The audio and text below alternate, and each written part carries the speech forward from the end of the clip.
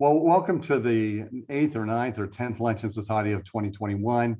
We're glad to have Brad Stone back with us. Back in 2014, Brad joined us with a Luncheon Society in San Francisco, back when Amazon was just a retail upstart at 29 billion in annual revenue with a market cap of 144 billion.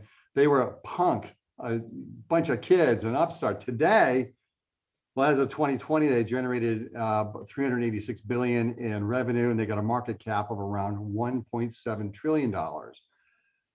And this morning, I think with money found in the under the couch cushions of Jeff Bezos, Amazon picked up MGM for roughly $8.5 billion. This was a deal that had been that nobody thought was able to be completed, but it was done. It was announced today, and it'll be finalized sometime in the next 90 days.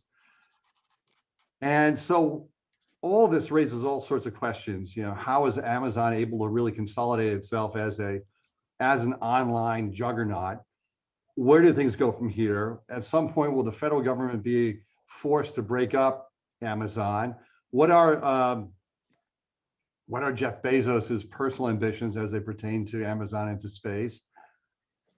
And what happens next? And with that, we're excited to have Brad Stone again with us. And since this will be growing out as we grow out, it'll be a larger group, so we're not going to do the traditional introductions. If you go to the chat function and put in your name, and that's how we'll do the questions.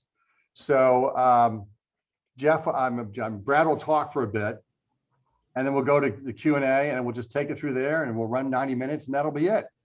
And with that, Brad, welcome. Hey, Bob. Good to see you again. Can you hear me? Can hear you perfectly. Okay, good. You just want me to... Yeah, we'll kick it off, and we'll just make sure that everybody is muted so that we're not talking over each other. Now, remind me, when we did this the last time, was it in person? That seems yes, quaint. It was in person, exactly. In fact, historically, gives me a chance to give as a perfect segue into saying who we are and what we've done. We met in Los Angeles, San Francisco, New York, and Boston. And since the pandemic, we've moved, I think, somewhat seamlessly to Zoom. We're probably going to stay here, but we're going to have events in our fair cities near term. So that information will be coming up soon. And welcome, Jonathan Alter. Hi. Who used to work for Brad, or is it the other way around? I forget. Yeah, it's pretty much the other way around. Yeah. We were colleagues. We were colleagues at Newsweek.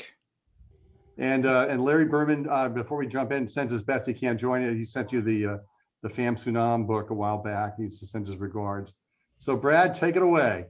Tomorrow at 4:30. Yeah, that would be great. And make Thanks, sure Bob. if we're all on mute, that would be great. Yeah, and remind me, you just want me to talk a little bit about the book, and perfect, and we'll go right to Q&A. Great. Okay. Well, you just tell me when I'm blathering on for too long, but I'll just put you on mute. Just kidding. Yeah, exactly. Just mute me. Well, way back in, I think Bob mentioned in 2013, I wrote my first book about Amazon called The Everything Store, and it was the origin story, how Bezos, as a vice president of a Wall Street firm, had an idea that you could create a store of limitless selection on the internet, and basically took that idea, decided books was the kind of strategic first place to start, drove across the country and started Amazon. And during the dot-com boom of the 90s, wrote it to glory and fame and fortune, was on the cover of Time magazine as Person of the Year at the end of 1999, and then almost perished during the dot-com bust, and revived the company with the Kindle and Amazon Web Services, the cloud computing division, and Amazon Prime, which most people are probably familiar with.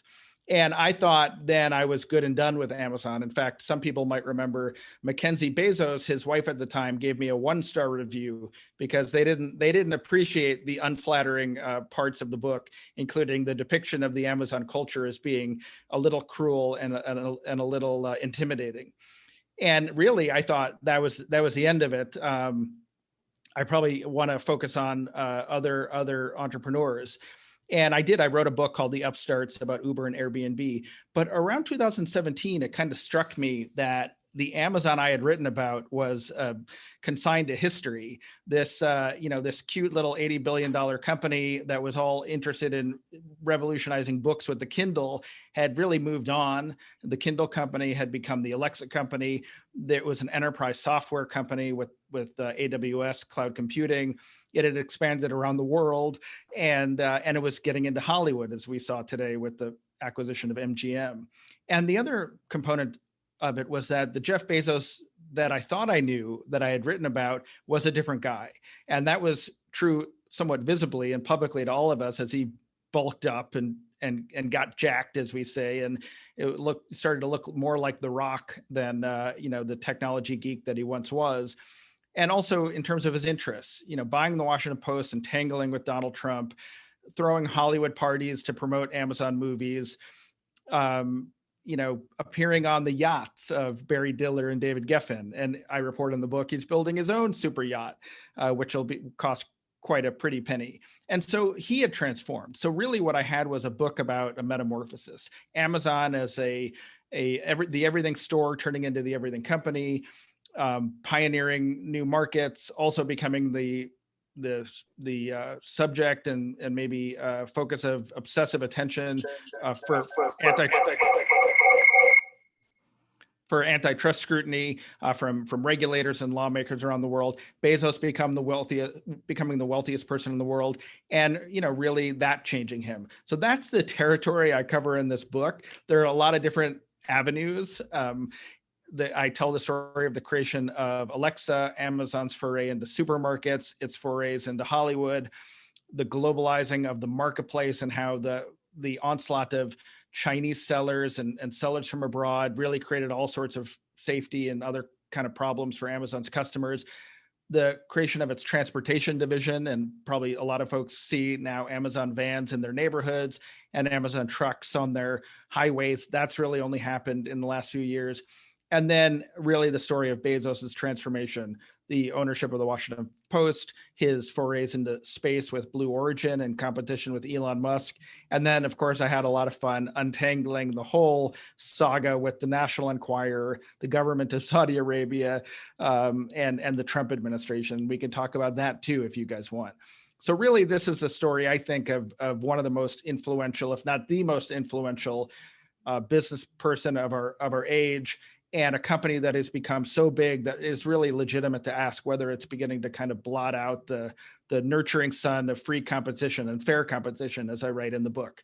So that's kind of an introduction, Bob. I hope that does it. And I'd be happy to talk about anything that you guys want to talk about. I'll jump in right now with the first question. Again, build out your, just put in your name, and that'll be the cue that we'll work with, and we'll stick with the cue as we move through this. This morning, it was announced that MGM was sold to Amazon, thereby fortifying their desire to build content on their Amazon Prime Video page, which we use a great deal. Walk me through how that impacts their content factor as they move forward. I mean, they get the whole library. Exactly. So first, let me give you some context why Amazon is betting so big on original content and on original TV shows and movies and older content.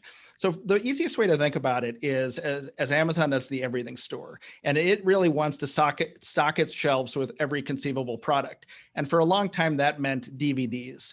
And what happened, of course, now more than 10 years ago, is that DVD sales started to decline and got supplanted by digital downloads. And so at first, Amazon was a place where you could download movies and TV shows.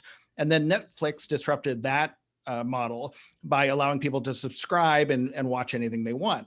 And so Bezos got into that, but what he did was, because the Amazon library wasn't as big as the Netflix library, he gave that away for free to Prime members. That is Prime Video. And for a while, they were licensing older TV shows and movies. And as HBO and Showtime found out decades ago, that's expensive. You just end up really enriching the studios when you buy their content. And so what Amazon and Netflix both started to do was create their own. And that brings us in large part to where we are today. Amazon has tried to create properties. You might be familiar with some of them, Fleabag or there's some great movies lately, The Sound of Metal, or not as critically acclaimed, but Borat 2. But what's happened is that the kind of territory has shifted even more over the past few years. Disney came into the streaming wars with this deep vault of intellectual property, the Star Wars movies, the Marvel movies, and they're minting high-profile franchises almost, it seems like, every single month. Apple's done the same thing with this endless bankroll to go tie up Oprah Winfrey and Steven Spielberg and other A-list talent. So what they're buying with MGM for $8.5 billion is a couple of things. One, it's the IP and the franchises. So, James Bond, Rocky, Legally Blonde, all the way back to Dr. Zhivago, right? I mean, and there's so much opportunity can extend those franchises, to reimagine them, to remake them. Will we see Bezos as the next James Bond? Probably not. Maybe more likely the next Bond villain, at least in some people's imagination. But I can really see them, to different extents, trying to redevelop some of the properties in the MGM library. So that's the main reason that you do it.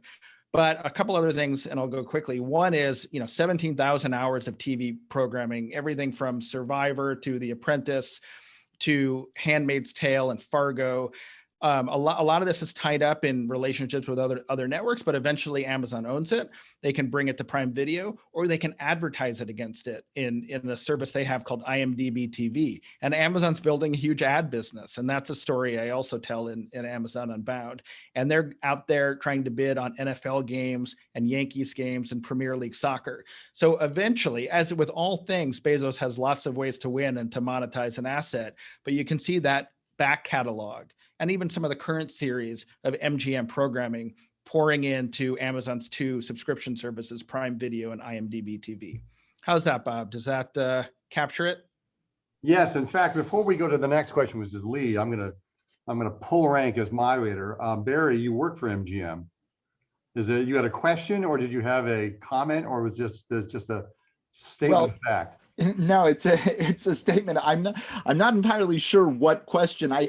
Brad, thank you. This is great. I haven't read the first book. I'm absolutely going to, especially now. And as soon as we get the second book, I'll dive into that too. I'm very. It's a and I think I guess you're right. I mean, they bought them for the library, and a lot of the what a lot of people think is MGM, like Gone with the Wind and The Wizard of Oz and Dr. Zhivago, actually is not MGM anymore. It now belongs to Warner Brothers. But everything, but all of the UA titles from the 60s, such as things like The Magnificent Seven and In the Heat of the Night and so many great films from the 60s, they are part of the MGM library when MGM bought UA. And I think, that's kind of, I know this isn't really a question, but that's kind of what we all thought, was that they're buying it for the library. They're buying it for all the hours, and who wouldn't want to own James Bond? I mean, it's, and I know that, Apple had talked about it, and, but we'll see. The deal isn't final yet. So they're telling us, they said, you're not an Amazon employee yet. You're still an MGM employee. And wasn't there the possibility of pushback from the Broccolis based on their concerns about the James Bond franchise? Because it's such a part, because it is part of the original agreement when Eon went to MGM or whatever, wherever they started in UA or whatever, they literally had complete and total control over the James Bond character, the James Bond plot arcs, all that stuff. Right. Yeah, that is correct. And I have to be honest, this is actually my second stint at MGM. I worked there from 2005 to 2010 too. As I understand it, they can't take the franchise and go play in somebody else's sandbox. Like, I don't believe they can take it to Paramount and say, okay, now we want you to make our movies.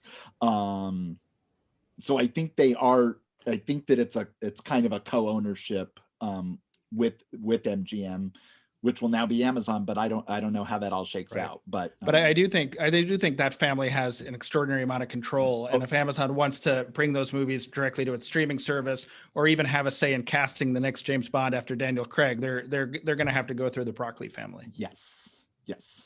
So.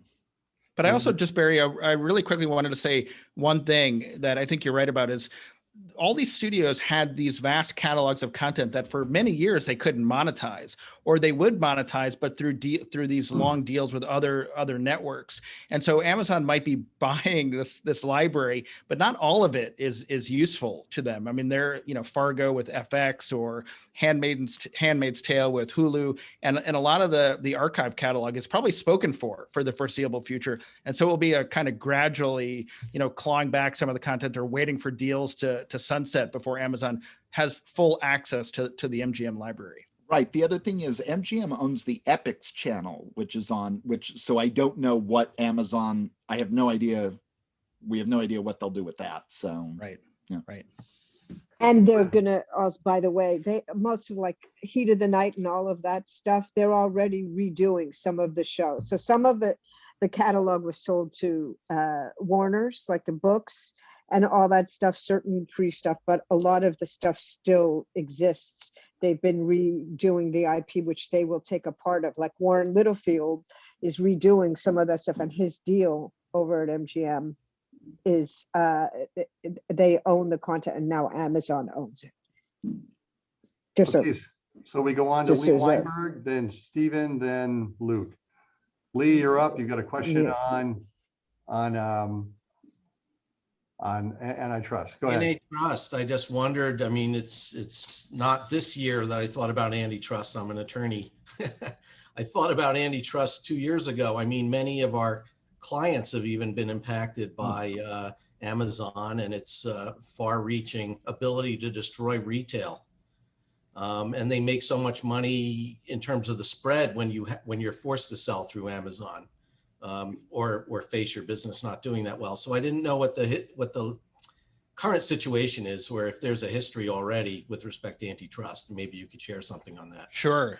Yeah, there is a history, and it's actually even changed this week. But it's interesting. This morning was Amazon's annual shareholder meeting, and Bezos was asked about this, and he said something along the lines of, look at the mobile smartphone market. He didn't mention it, but controlled by Google and Apple. He said, can you imagine, do you know of any small mobile operating systems that are legitimate competitors? And the answer, of course, is no. But he said, look at the world of retail and how many successful retailers there are, how many up and coming online, e-commerce companies there are. And in fact, there are some. Shopify in Canada is one of them. And, so what he's saying is really Amazon's defense, which is, and I think a challenge for regulators, which is, it's hard to define Amazon as a monopolist. It plays in these massive markets. It's maybe, 10% of, probably less, far less of all retail, 50% of e-commerce in North America. It's nowhere near the signature of Microsoft in the 90s with desktop operating systems. So it's a harder case to make, but that aside, this week the district attorney, or the attorney general of Washington, D.C. filed a case against Amazon, an antitrust case, alleging that its price parity agreements with sellers, which require the seller they don't allow sellers to list their products at a lower price on their own websites or on competing sites. They have to give Amazon at least equal to the lowest price. That those are anti-competitive. And then you have the AGs in California and New York and Texas. They have investigations. The FTC has an investigation. The EU has looked at Amazon for a number of reasons, including how it launches private label products. So these are the Amazon Basics batteries, or the Amazon Essential diapers that will show up in search results. And whether Amazon is improperly using the data that it gets from third-party sellers to figure out what product SKUs to launch.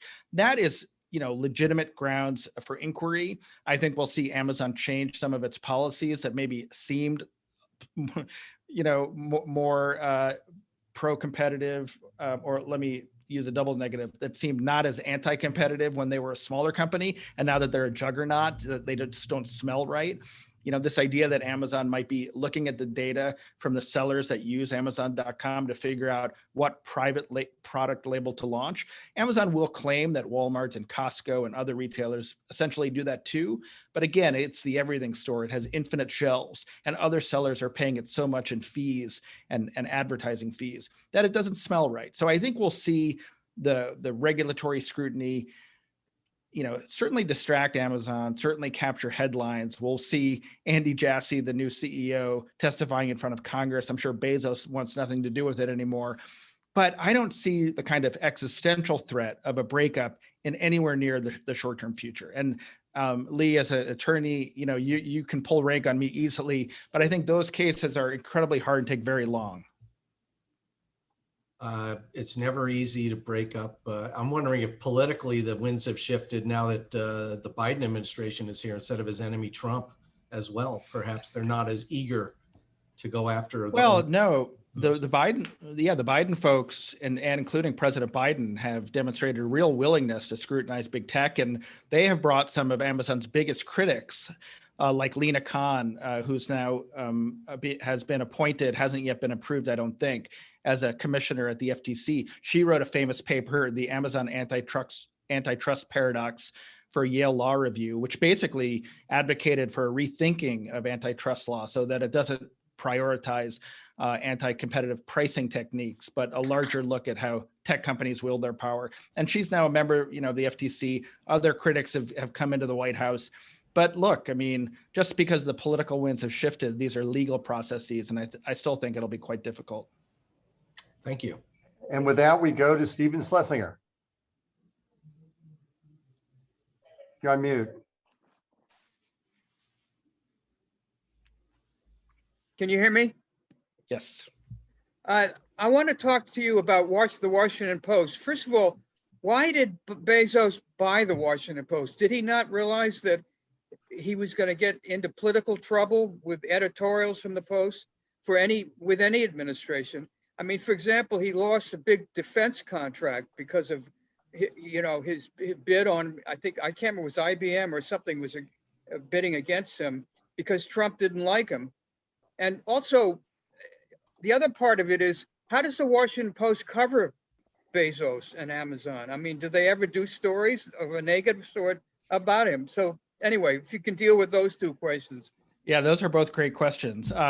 On the first, when Bezos bought the Post in 2013, as my friend John Alter can attest, Trump was not even a nightmare in our worst nights of sleep. So I don't know that he ever thought that, he might have to deal with such a hostile presidential and unique historic presidential administration. Certainly, maybe on some level, he thought it would put him in the middle of things politically. But probably if there was a consideration there that was that it could be positive, that he knew Amazon was growing. He knew and recognized that his reputation as a CEO, would probably start to turn a little bit because he is the CEO of what is in large part thought of as a global retailer in competition with sympathetic mom and pop retailers. That does not go well, as we've seen over the years with Walmart and the great A&P.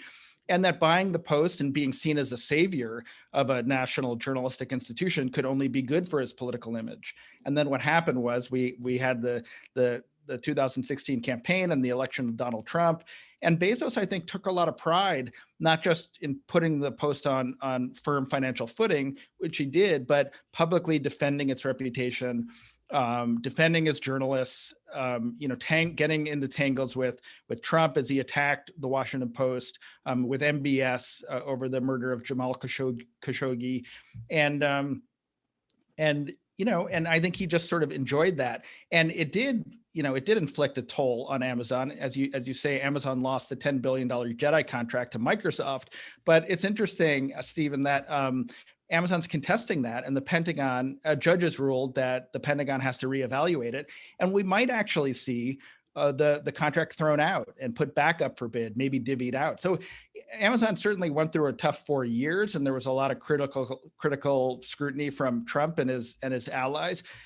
But in the end, maybe we'll look back and say, you know what, it didn't inflict as much damage as we thought at the beginning. But what about my second question? How the Post covers Amazon? There's a sense. I'm going to say something. I don't know if I have to specify it as off the record or not, but it's not that significant. But there is a sense. I think it's a little unfair among tech journalists that the Post goes easy on Amazon. And, they actually have a really good beat reporter. You know, I haven't seen much in the way of editorials fulminating against Amazon's power. I think there have been some. There's certainly look, Bezos stays away from the editorial direction of the paper. He says it. I've talked to, Marty Barron on down. I believe it. But there is probably something that's sort of intangible about that every journalist feels about really going and biting the hand that feeds you. I don't, I work for Bloomberg LP. In fact, I'm here in Bloomberg San Francisco bureau. And there's actually a policy at Bloomberg that we just don't cover Mike Bloomberg. And that was true during his mayoral administration. It's even true now. And the thought is that how could we possibly do it fairly? And also there's plenty of other media institutions that do a very good job of covering Mike Bloomberg and his company. The Post does cover Amazon. Let's just say they haven't been sort of leading the pack in the critical scrutiny of the company and how it competes. Thank you. And with that, we move on to Luke, Judy, and Jonathan Alter. Hi, thanks for coming. I joined the conversation a bit late, but heard some of what you said about Jeff Bezos changing as a person, and that it will be interesting to read that part. I saw him before Amazon was launched in a small venue, and I was struck at how humble and thoughtful and insightful he is. And now, piggybacking on the discussion of James Bond, he's starting to assume he looks like a figure from a James Bond movie, like the evil character that wants to take over the world and owns spaceships and infrastructure and everything else. So it's kind of funny. But just piggybacking on Stephen's question about the Post, there was also a recent controversy about Amazon banning the sale of a movie that Shelby Steele produced, a documentary about the Michael Brown killing. And Amazon reversed its position on that after there was some public outcry. And I wonder, aside from the Post, Amazon controls so much information.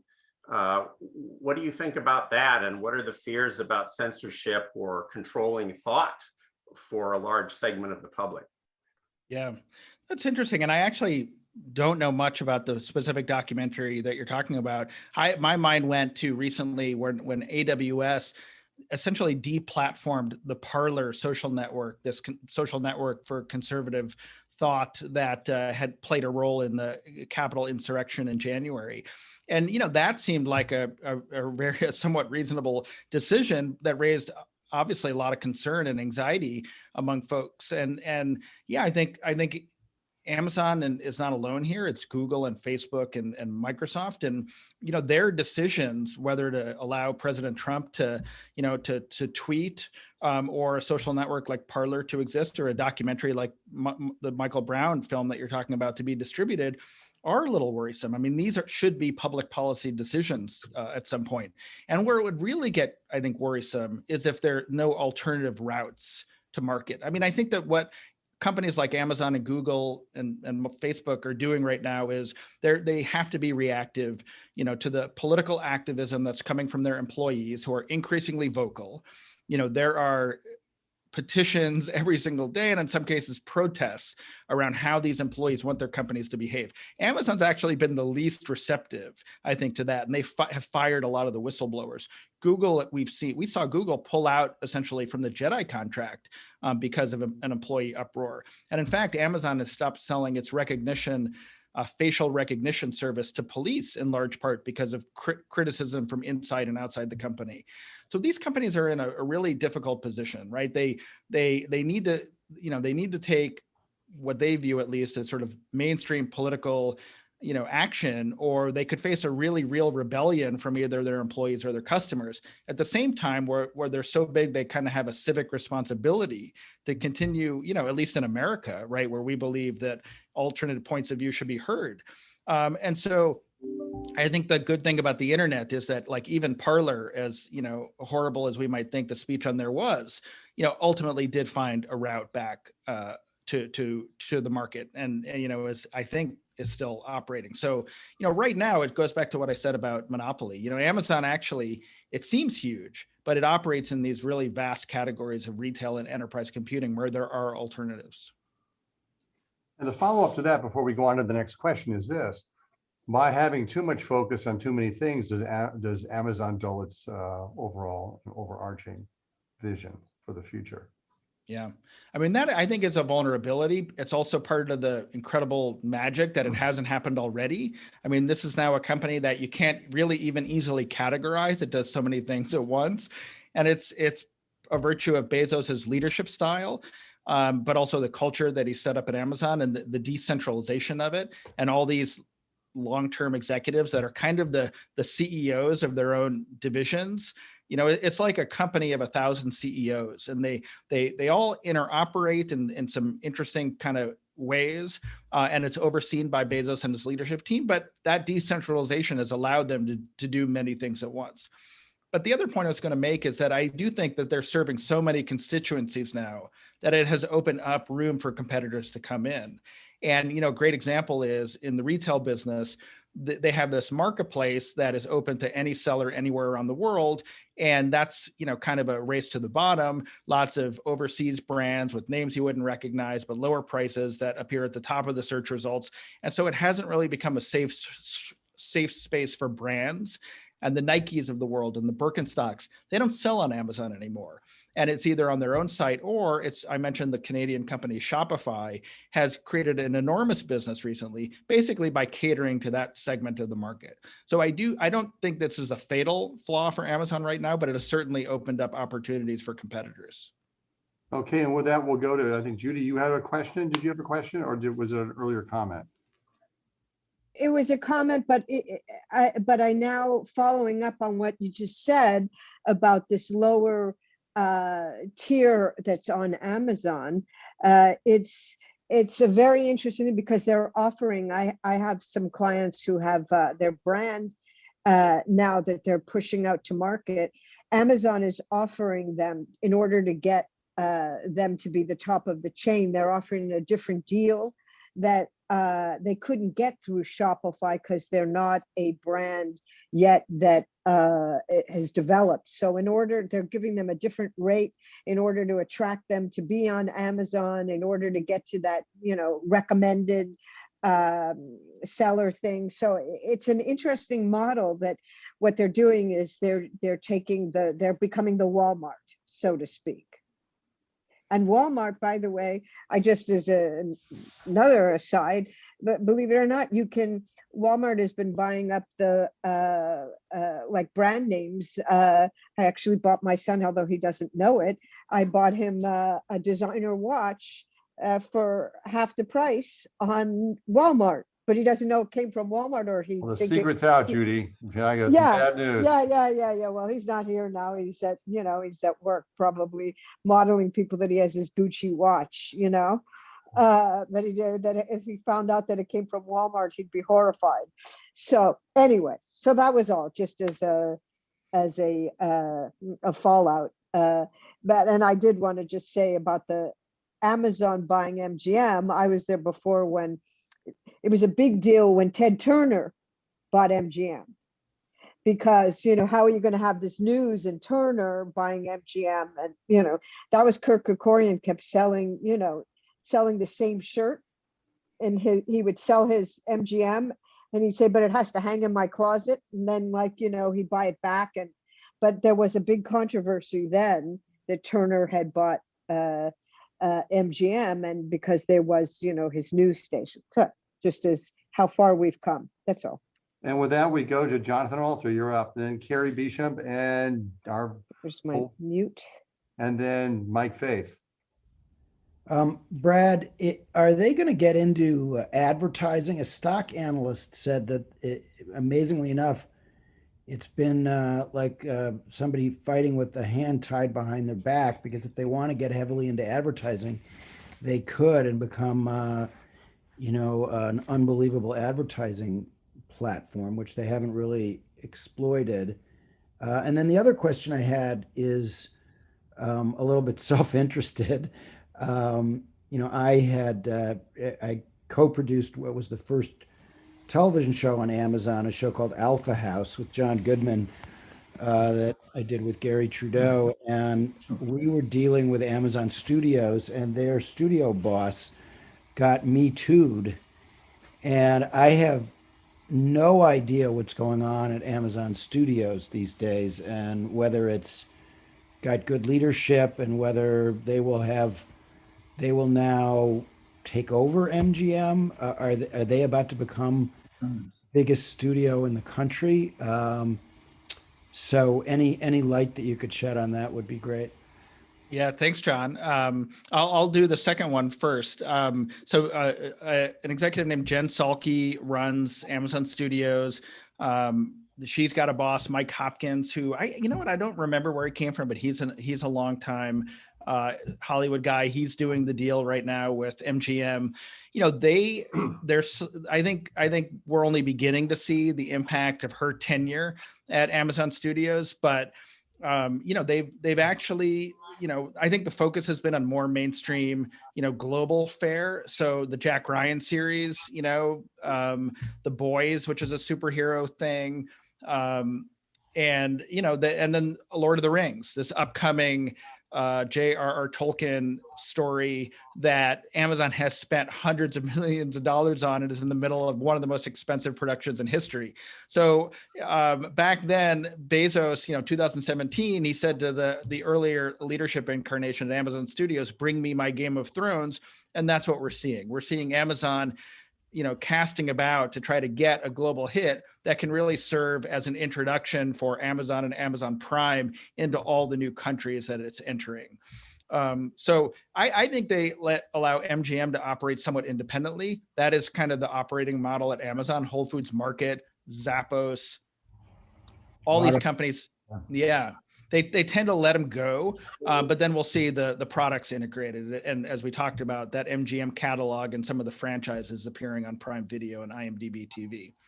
And then on advertising, it's actually, John, it's like they over the past few years, they have really pivoted and gone deep into advertising. And so when you search on the Amazon search engine for vitamin supplements, you're going to get a product page where either it's not a taxonomy of the most useful things. That would, be wonderful. But Silicon Valley has gotten too maybe ambitious or greedy for that. It is the listing of the brands who paid the most to appear at the top of search results, sprinkled with some of Amazon's own brands, and maybe a couple of organic search results, as we call them, in there. So advertising in Amazon, they don't report it on their balance sheet, but it's nestled into a sort of other category. And I think it was something like $6 billion in 2020, the first quarter of 2021. So I have a chapter in the book about that. It's called The Gold Mine in the Backyard, because as you say, John, like they could have done this a lot sooner. Bezos was very particular about it. There's a funny story in the book where he actually, ironically, it was an ad for the James Bond movie Skyfall, and they were blocking the banner ad on the Amazon homepage because Bond is brandishing a gun in the ad, and that was against their policy at the time. Now I'm sure they'll welcome James Bond and his gun, but it was only recently until he realized that this could finance some of his ambitions in Hollywood, his competition with Elon to create a satellite system. New products like Alexa, that he really pivoted. And maybe even that's a little turning point in Amazon history, because they were so focused on the customer, quote unquote, for so long, and in embracing advertising and bringing it onto the web page, bringing it into the search engine. They've compromised a little bit on customer obsession, as they would say, because of this gold mine, because it is yielding so much free cash flow. It's a high margin business, and it's allowed Bezos to have a war chest as he invades new markets. Great, thanks. And with that, we move on to Carrie Beecham. Carrie, you're on mute. Thank you, Bob. First of all, I loved Alpha House. I'd love to see a third season. I want to know what happened in the Pennsylvania Senate race. Thank you. Thank you for saying that. I really It just got, some critic just said, put it on a list of best shows ever, but we didn't get, they ordered part of a third series, which we started to write, and then they sort of pulled the plug on it, but there's still some fans. So write a letter now that they have all that MGM money. Maybe they'll order some new episodes. Everybody on the show would be happy to do that. Oh, it was just Trudeau would love it. wonderfully, wonderfully written. But Yeah. a couple of other things is one, the guy who got thrown out at the time, he Me Too'd himself. He wasn't Me Too'd. Right, Okay. right. That's That's an important Roy little Price. word matter You're thing. correct. Yeah. But anyway, here's hoping. I love the line about Amazon was the only one willing to pay retail for MGM. Anyway, but my question is, and I don't know, the rumors are going around today that part of what they bought were the outtakes from The Apprentice. Do we know if that's true or what the deal is with The Apprentice?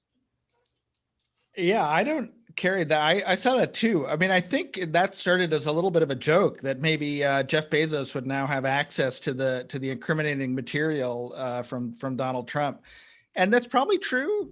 It's probably somewhere in there, but I would just say that from everything we saw of President Trump, like I doubt that there's anything more incriminating than what we've already seen. Like what could if an insurrection and all the statements over the past 5 years haven't ended his political career, I don't think we should hope that Jeff Bezos now has access to the to the one thing that brings him down. But plus I assume Burnett still has. It's like the Broccoli's do have total control over who is on and who replaces them. And the Broccoli's have not, they have 50% almost plus in terms of all their decisions that they can make. And I assume the same is with The Apprentice. I was just wondering. So thank you. I will say, if you don't mind, I will say that that not everyone, that The Apprentice tapes you do have to have special access to. So not everyone who has access to other masters has access to The Apprentice tapes. But Brad, my two best friends asked me yesterday, and I said, I don't know what could possibly be in there that his base would care about. He could literally be sexually assaulting a woman on the boardroom table, and his base just would not care. It's just, yeah. So. And the one person who really dodged a bullet is our friend Juliet Youngblood, who is Mark Burnett's attorney, who was going to join us today. Begged off it. No, that would have been an interesting question for her. So we move now to Mike Faith. Mike, you're on mute. We don't hear you, Mike. Am I on now? You are perfect right now. There you go. Thanks, Bob. It was just a comment I added on there. I think, Brad, you'd said about Amazon requiring sellers to make sure Amazon are the lowest price if they're advertising prices elsewhere. And I think that changed in the US seller agreement almost a year ago. So we do about 40% of our business on Amazon. And I mean, it's a blessing and a curse at the same time, as many Amazon retailers will say. But I did have another question that came up. I think someone had mentioned about, has Jeff Bezos changed over the years in his personality? And I've met him 4 or 5 times. No, I've always found him to be very gracious, humble, charming, but fine to deal with, and in some very limited meetings. And I just wonder, has his personality really changed? And I'd be interested in your view here, or is it that as his company sorry, a call came in then. As his company's got bigger and as he's become a major force, have we possibly looked to demonize him a little bit, or give him the James Bond kind of image in the photographs, because that suits the narrative? And I don't know, I'm just kind of curious on your thoughts there. Thanks, Mike. And there are a couple of things. One, I think he's always presented as a very, very as a charismatic, thoughtful, humble public figure, right? That's part of his style. He tends to kind of lead with his failures. I have a scene in the book where he's at the Smithsonian and talking about the fire phone, right? And he does that. It's a way of being sort of self-effacing. Okay, so I think that's been sort of true throughout. I do chart in the book a leadership transition. I have flashbacks in the book of him getting a document from an employee, finding a mathematical error and tearing it up and walking out of the room, saying, if I can't trust this number, how can I trust anything in this document? Or, demolishing executives saying, did I take my stupid pills today? That was Bezos 1.0. I do think, even though he is quite intimidating and fierce, that he's learned as he's become more powerful that he can't really inflict that kind of pain on his employees. And I always wondered, and I tried to solve this, and actually it's one thing that I didn't crack, whether he had a leadership coach to kind of soften how he interacts with employees. It's not to say, he's not still tough. And I do think he wields not just inspiration, but intimidation inside the company. But clearly he knows that he can't, take a subordinate's paper and rip it up and throw it at them. That's Bezos 1.0. But then you raised a third point, which is, are we unfairly, is the media, are critics unfairly demonizing him? And, it's interesting. And I reflect on this a little bit in the book. Elon's ability to go in and take his customers and followers and whip them up into a frenzy of fandom, right? Elon has fans. We hang on his every word about cryptocurrency and climate change and space. And Bezos, he doesn't have the same personality. He does not really have fans. He's got admirers, but he's not as charismatic in the same way. He's perhaps more disciplined, and Elon is more reckless. And in a way, Elon's managed to exploit that. Like, can you imagine Bezos going on SNL in the way that Elon did? And so that factors into it. And then going back to what I said before, the fact that Amazon's seen as a retailer in the same way that Walmart was demonized in the 1990s, Amazon is seen as an enemy of Main Street. And Bezos, I think, publicly has to carry a little bit of that baggage as well. And then also being the wealthiest person in the world, at a time and running a business where you're paying your workers $15 an hour, and they're laboring under intense conditions, and maybe your drivers are availing themselves to the empty water bottle in the vehicle as they drive. I'm saying that delicately, but hopefully you guys know what I'm talking about. It's always going to be a bad look for Bezos. And and then of course the anti-competitive stuff adds to it as well, and Amazon being seen as a monopolist. So those are the ingredients, I think, in us having a sort of ambivalent relationship with a man who's probably the most successful entrepreneur in our lifetimes. I'll jump in, and then we'll go to Dana, and then we'll go to Lisa Englert if she has a question. Are we undergoing, and this is maybe beyond Amazon Prime and Netflix, a tsunami of content being thrown at us on our large screen televisions? There was a time, and I'm old enough to remember this, when Love Story was on television for the first time. It was an event. Crime in New York City went down. In fact, during the commercials, water pressure in New York City went down because people were either going to the bathroom or they were going to the faucet. Yet today, just goofing around, I had I was either going to pick up and watch a Bond film that I saw hanging around on Netflix. I'd gone halfway through, or something else. And the question is, are we under an assault of content that inevitably cancels everything out? Yeah, and it's really interesting. It's not just an assault. Do you know the feeling of having so much to watch, but sort of nothing is on at the same time? It's like there's so many options, and yet sometimes I just look at it and go, I can't get excited about any of this. But I do think there's an onslaught. I think there are too many choices. I think we're going to have to see consolidation in the number of streaming networks, and some of these now latecomers like the Paramount Network or Peacock. Maybe getting subsumed into some of these other companies. The fact that AT&T spun off the Warner assets to and merge them with Discovery is perhaps, and now Amazon MGM is perhaps a little bit of the beginning. But yeah, there's too much to watch and too many options, and then you feel this nagging obligation to kind of have a subscription to everything while maintaining your cable or satellite. And so in effect, now we're paying more for content than we ever did. So yeah, hopefully there's a winnowing and some consolidation and maybe a little bit of reckoning when it comes to some of the lower quality options that are out there. Right. And then the second question on that idea is, did you ever worry about cannibalizing the first by writing the second? How did you build? Yeah, I was sort of worried about that. And in fact, I think I have in some respects, because look, to readers, to most people, this is simply another Amazon book, but the story is much different, right? The first book is about, a company that we all remember, but which really doesn't exist anymore. It's the internet upstart. And this book is about a big company getting bigger. It's a different part of the timeline. It's an extension. I kind of viewed it sort of hopefully as this would be the Empire Strikes Back to the Star Wars installment of the first book. It's a sequel. I like that. Yeah, and I think, to some readers get that, but I'm probably competing with myself in terms of readers who just want to buy a book that explains this incredible company, this peculiar culture, this dominant force in our world. Right. Well done. Yay. And Thank then you. we move on to Karen Hibn. Oh, no, we move on to Lisa.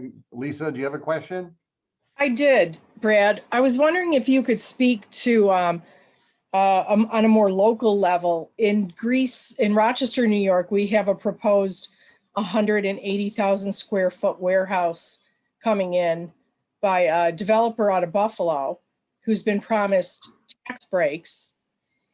It's only creating 50 part-time jobs and 50 full-time jobs. So where are the pros in this? And why would Rochester want this when it could possibly put the local businesses out of business? That's really interesting. So 180,000 square foot warehouse is incredibly small for Amazon. Those are usually 1 million square foot buildings. So I wonder if that could be more of a distribution hub. Center. Yeah. And in which case that, those are the full-time jobs, and then there will be an army of contract, workers, Uber drivers pulling up, going to people's homes. But look, I mean, Amazon is a predator in this regard, sensing and exploiting the desperation of cities in many parts of the country for any kind of economic opportunity. And, the incentives are there. Amazon is Rochester is competing with, I'm not even gonna Syracuse and Buffalo and it's a race to the bottom, right? Cities have to compete with companies right now. And Amazon doesn't create this, but it exploits it.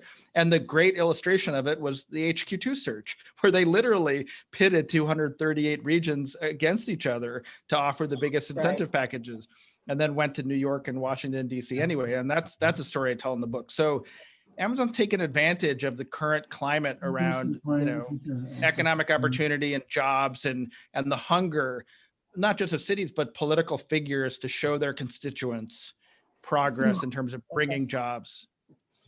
And that's all I could see is a political ploy, because if they're not paying any taxes towards infrastructure or the schools, and they could supposedly be putting local businesses out of business.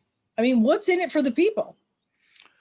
Well, I don't know. I don't have the details on the Rochester incentive package, but the way they're usually working is it's some, rebate off the taxes that Amazon is paying. So they are paying into public coffers, but they're getting a reduced rate, or maybe a period of non-payment. And their enticements to bring Amazon there and to keep it there long term. So, what's in it for the cities and the politicians is, it's the jobs, right? As they can run for re-election and say, I brought opportunity to the city of Rochester, and Amazon, the facility from one of the most successful companies in the country, to a lot that has been emptied for 20 years ever since the steel factory left. So there's a lot politically. And then there is, some amount economically in it for cities that are able to attract Amazon. But I agree that a $1.6 trillion company probably shouldn't be pitting regions against each other to extract the greatest tax advantage. And that's from Tesla to Google on down. Every company is in pursuit of that kind of tax relief. And we should be asking ourselves as a society whether we want to give the most powerful companies in the world relief on taxes at a time when infrastructure is crumbling. Not for 50 jobs. So before we go to Karen Hibno, let's just expand on the HQ2 thing a little bit, if we could. In that it was done publicly, it was almost like a casting call, for lack of a better word, where every city dressed itself up, made itself, made itself a hopeful target for jobs that were supposed to come. And the question is, did Amazon learn from this experience, especially with how the New York piece blew up? What was the takeaway from that from a senior level? Amazon really blundered with HQ2. I think they were naive in how the public perception of Amazon had changed. And I'll go really quickly through the process. Amazon was having a difficult time in Seattle. Not only had it grown so big that the city couldn't really support it, but it was being held responsible for all the side effects of its rapid growth: gentrification, homelessness, rising home prices. And Bezos looked at Elon with the Gigafactory in Nevada and Boeing in Washington and Foxconn in Wisconsin and said, okay, there's an environment here where Amazon's a job creator. It should get a tax package too. And in a very Bezos-like way, he wants to do everything bigger and everything differently, and he creates HQ2. And they winnow it down to 20 cities. They go visit all of them. Actually, the HQ2 committee suggests Philadelphia, Raleigh, and Chicago as the finalists. And then the senior leadership team basically reevaluates what they wanted. And it wasn't like a low cost of construction or quality of life, but it was access to talent and proximity to power. And as everyone remembers, they pick Long Island City in Northern Virginia, and then they run headlong basically into the same storm that they were fleeing from in Seattle. AOC had been elected in Queens. The people in New York City are worried about the crumbling subways, and Amazon asked for a heliport in large part because Bezos is dating Lauren Sanchez at the time, and he's taking helicopter lessons, and he buys them both helicopters. These are juicy details from my book. And then de Blasio and the city council dig into the issue of unionization, and Bezos for that is an allergy, and he picks up and leaves. And I think that, this was a wake-up call that, that's Amazon was no longer seen as this great innovator and upstart, but was seen as a little bit as a monopolist and a wielder of power, and that it had to maneuver much more delicately. They would never admit, and they don't admit, that the HQ2 thing was kind of a debacle, but I think that we will see them move much more carefully in such initiatives in the future, because they really did have to retreat ignominiously from Long Island City when the union issue came up and this political sentiment turned against them. And with that, we'll go to Karen Hibma, you're up, and then Luke, and then let's see what we have down here, and some other folks. Go ahead. Thank you, Bob, and hi, Brad. Just a real pleasure to talk with you. It's really fascinating. You probably know that my husband and I named Kindle and sat across the table from Jeff when we were trying to figure that out. It was a super exciting time to be involved in that company. I love reading your books. I re-listened to Upstarts before I went through the first Everything Store, and now I'm about 2/3 the way through the new Unbound. And I think from the question that has always ridden with me is understanding Jeff as this person that you tell the story again of his grandfather taking him outside the car after he's criticized his grandmother smoking and said, you can always be smart or kind, but it's better to be kind. There's a part of that person, plus his inordinate competitiveness of his wanting to be able to be the valedictorian at his school, to his pursuit of Zappos, to other pursuits. Isn't the next thing going to be for you a biography as he competes with Elon to get the Blue Origins up and going and to be able to make the next step into space? Yeah, thanks, Karen. It's great to see you. I think, the reason I did this book was because it was a great story. And I think there are elements of both books that are Bezos biographies. And if in 10 years, the space pursuit has become much more interesting and hit some amazing benchmarks, or maybe more likely, he's made a real impact with his personal philanthropy, and the $10 billion that he's committed to climate change has made an impact. We can only hope. Or he started to deploy some of the rest of that $200 billion fortune. If at that point there feels like a really meaty next installment, I could see that. But I think that I think Jeff will do his own thing at some point. He is an incredible writer, and you see some of the shareholder letters which they've reprinted, and the last investor letter, which is sort of this impassioned defense of Amazon as a job creator, a value creator. I see him probably doing that himself at some point, or at the very least, maybe collaborating with someone who hasn't been a pesky thorn in the side over the years. And so as much as that would be great, I just have a feeling I'm not going to be first in line for that, nor am I holding out hope for an invitation on the new yacht when it comes out of the factory sometime later this year. So that'll be interesting to watch. And I agree, Karen, that, one day someone will do that. I'm sure there are many aspects and elements to the story that I've not been able to get to. Well, you have so much insight into his character, and I've really enjoyed re-listening to the books, and actually I love listening to your real voice rather than narrators. So Thank you. Thank you. I liked your little introduction on this latest book, was quite lovely.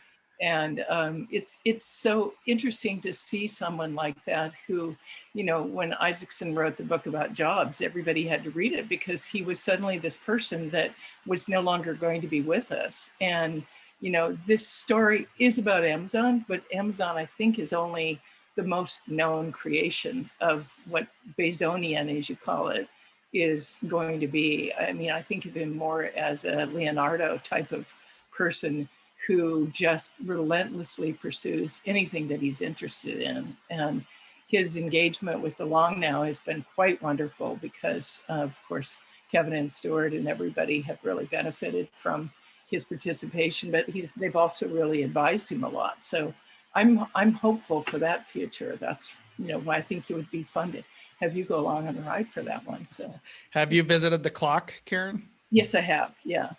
It's spectacular. It's a real experience. Karen, take 5 seconds and tell everybody what the clock is. Oh, the Clock of the Long Now. Originally started by Danny Hillis, who, along with Brian Eno, created the name for the Long Now, which is this 10,000 year vision of understanding. We do everything in news cycles. We all had to check our news flashes before we jumped into this conversation this morning, so we wouldn't have missed anything. But we're missing giant planetary things that are going on. So through Bezos's ranch in Texas, they were able to move from the fairly small property in Nevada to this much larger property in Texas, where they're building out a mechanical clock that's going to need human adjustment every now and then so that we keep in touch with it. Because if it were a perfect mechanism, it'd be like the Earth, we wouldn't be involved in touching it. So it's a really interesting program to be involved with. So now we move on to Evan, Sandra, and Luke. Evan, you're up, and you're on mute. Hello. I totally agree with you. Really great to be here. Brad, one of my really close friends, Mark Gurman, works for you. Awesome. How many questions do I get? You get one question and a trip to the salad bar, I think. All right. So if I have to pick one.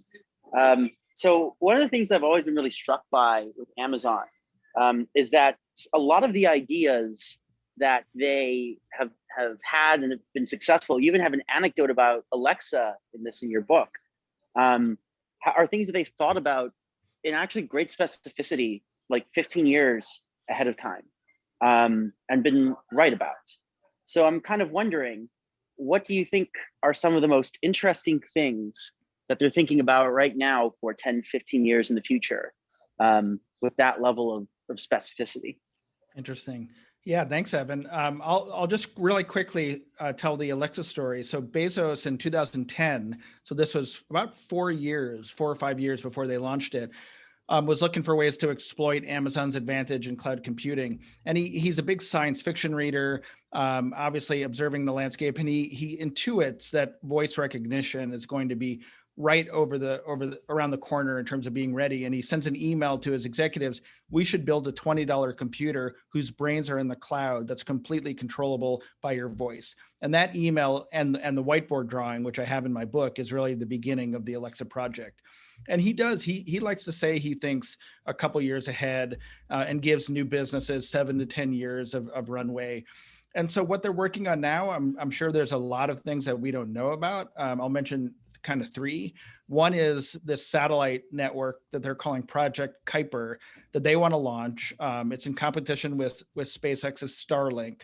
And the idea is to put satellites into low Earth orbit and offer internet access and probably weave that into the Prime ecosystem and the content offering. So you can imagine maybe being able to, to stream the next James Bond at high quality on your phone through an Amazon satellite system. Now they're years away from making that a reality. They haven't launched anything yet. I'm sure they were counting on Blue Origin to be farther along than it is. And so they've got some rocket contracts. So that's one. And I think Bezos is very involved in that. Another is healthcare. This is a massive market that all the big tech companies are viewing opportunistically. And Amazon has walk-in clinics for employees. They're trialing in Texas. There's a telehealth service. There's obviously the pharmacy. They bought a company called PillPack. And then there are devices. And there's spectacles with Alexa in them that actually came out of the healthcare skunkworks group, which is called the Grand Challenge, and Bezos meets with them a couple times a month. And there's a sort of Fitbit like wristwatch. So in a very Amazon-like way, they are throwing spaghetti at the wall for healthcare to try to see what works and to create an ecosystem of products and services that will bring them into healthcare. And some people might remember they teamed up with JP Morgan and Berkshire Hathaway to start something called Haven Healthcare, a joint venture, but that actually didn't go anywhere, and they're wrapping that up. So healthcare would be number 2. And number 3, really quickly, home robotics. So think about an Alexa-equipped R2-D2 kind of following you around your home. They've got this project inside Lab 126, their hardware division, called Vesta. And we've been tracking it. Actually, Evan, Mark Gurman, and I wrote the first story about that a couple of years ago. And nothing's come out yet. But I think that there's probably a kind of geeky enthusiasm for home robots in the same way as there was for a voice computer. And who knows, maybe sometime this year you'll get your Amazon R2-D2. And so that's another project that they're thinking about. Yeah, the robot one is especially interesting to me because I lived in Berkeley around the time that they were starting the KiwiBot test. I don't know if you remember the KiwiBot. But it got kind of annoying to a number of people. It actually ended up getting banned in the Bay, and now I see it more in LA than in SF. So this is the package. This is the package delivery thing. Yeah. All Okay, very interesting. Thank you. Okay, we'll move on to Sandra. Okay, I must say, I just was in LA and saw these little boxes getting stuck in bushes, but that's a separate story. You mentioned a few minutes ago tiptoeing Amazon and tiptoeing with unions, and I'd love if you discuss a little bit. I mean, Bezos just fought like mad against the unionization in Georgia. So if you could talk about that, and if Bob's really only going to give us one question apiece, you can choose. I have one more, and that has to do with philanthropy. With Gates's divorce, there's been lots in the press about philanthropy. And if you could talk a little bit about Bezos and philanthropy. Sure. Yeah. Thank you, Sandra. I think I can hit them both. So the unionization allergy is a theme in the book. It starts very early on when Bezos says to one of his HR associates, one of the biggest threats to Amazon is a disgruntled and entrenched hourly workforce. And it sounds heartless. But he's looking around, he's seeing the US automakers and the steel mills, and he's viewing that an organized workforce limits their flexibility and has, helped to move those jobs overseas. And Amazon, uniquely among all the tech companies, does have a big blue collar labor force. And he basically instructs this HR executive, who I quote in the book, who runs the operations team, to encode in the employment agreement certain things are going to make it very difficult for workers to stick around. For example, if you're an Amazon worker and after 3 years of service, you don't get promoted, you will never see another raise in your hourly wage. It sounds cruel. Bezos wants people to move in and do their best work and move out. and he doesn't want that workforce to become ripe for unionization effort. One of the reasons why the retail union lost so handily in Bessemer was because it was a new fulfillment center. Like, employees had been there for less than a year. And as we all know from personal experience, it takes a while to get really, annoyed at your employer, maybe to an extent to which you're voting for a union. So this company has every tool at its disposal to fight unionization. Bezos views it as, they want, let me just explain really quickly. E-commerce is, it's seasonal. There are unanticipated spikes. The pandemic introduced one. Amazon wants to hire when the spikes hit and fire when they recede. And they want to move people off one line and put them to another. And they want to, so there's all sorts of flexibility that they opportunistically are after that a union would probably have a problem with. Unannounced or mandatory overtime is a major issue that some employees have. And Amazon, feels like it has to do it. When a spike in demand comes, workers are going to put in a 12-hour shift instead of a 10-hour shift, and they might lose their job if they don't say yes. And, these are things that are probably key to Amazon's continued, rapacious growth and things that a union would object to. So Bezos has viewed it. Now, I should say they fought me tooth and nail on this in the book. And they, will profess publicly that they don't have, that big of a problem with unions. They just want to have a direct relationship with their employees. But I believe that early on, Bezos, thought of that as Amazon's Achilles heel. So that was the first question. And I'll quickly move on to the second. Bezos was late on philanthropy. I think like Gates 20 years ago, he was focused on his company and his empire building.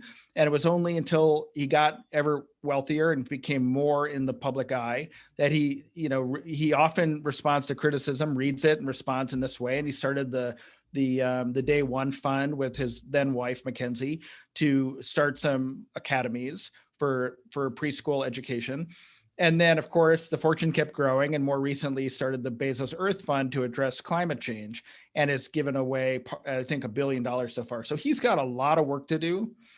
I think it'll be one of the things that defines his legacy, how effectively he's able to give away the fortune and make a difference on the greatest challenges that we face as a society. I'm sort of optimistic that like one of the greatest intellects of our time is thinking about climate change, but he's hired a CEO for the philanthropy, and it'll be interesting to see how deep into the weeds he gets. You want to see the same sense of competitiveness and cleverness that he brought to the creation of Alexa.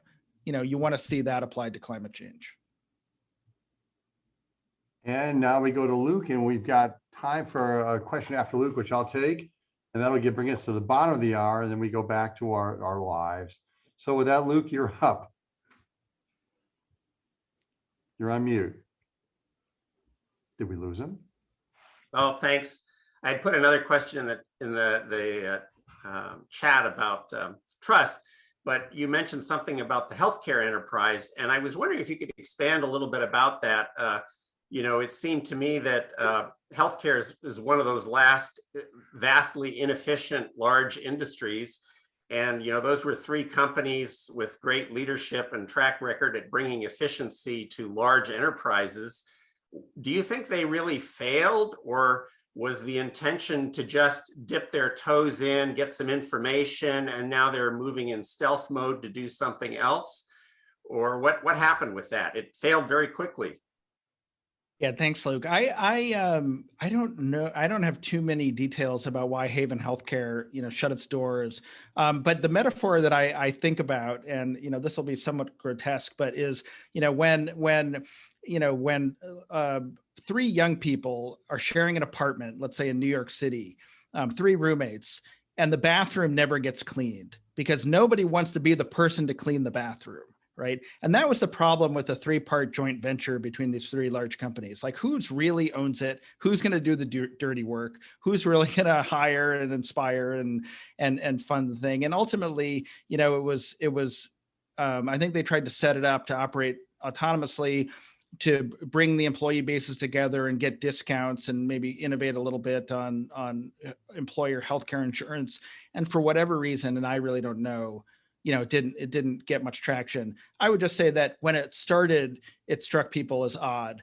Three companies that tend to, build build internally, that are run with by very different CEOs with different operating philosophies, what can they really accomplish jointly? And it turns out the answer was apparently not a lot.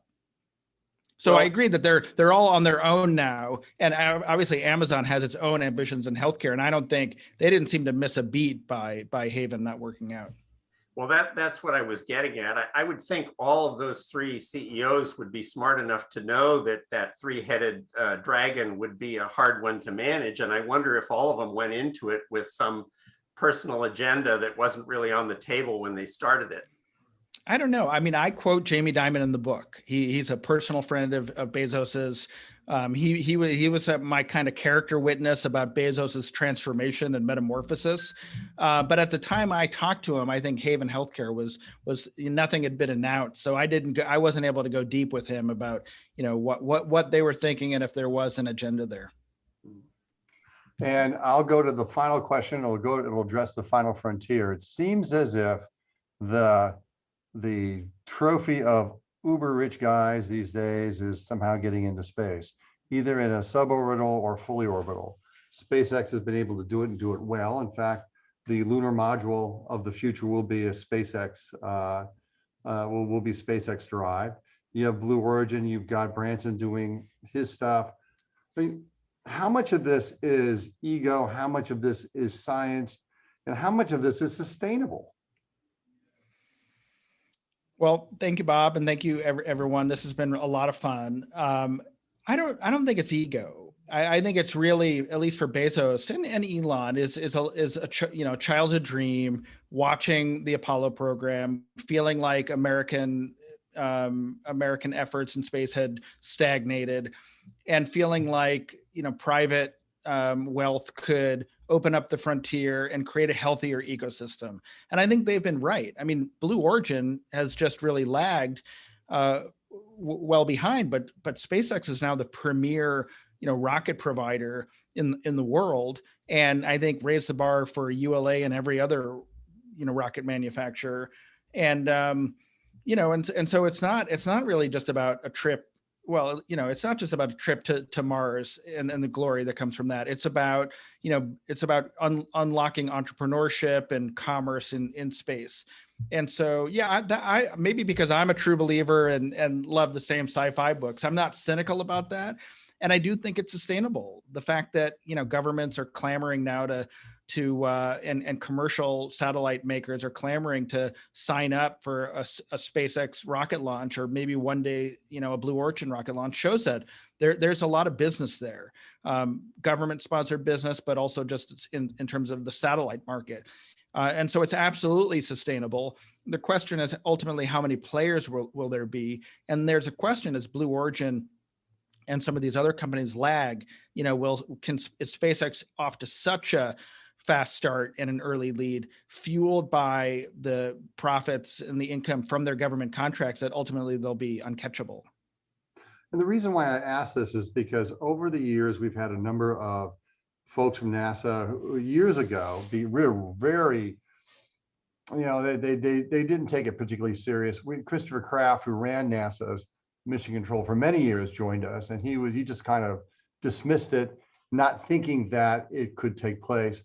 Rusty Schweiker was on Apollo 9, who joins us a lot, is one of those guys who's very excited about what's going on and sees it as an opportunity for, the NASA to explore outward while ceding low Earth orbit to a number of organizations that NASA outsources to. And it's kind of exciting stuff. And with that, I want to thank everybody for coming today. This has been great. I'm going to send the book plates off to Brad. Brad will sign them. He'll send them back to me. And then we'll all have exciting packages in the mail. And Brad, before you go too far, I need you to talk to you offline for about 2 or 3 minutes. And so with that, you've got my number. Just if you give me a quick call, it'd be great. Here's what's coming up. Adam Metz. I want to say thank you. Yes, thank you very much. Thanks, everybody. Yay.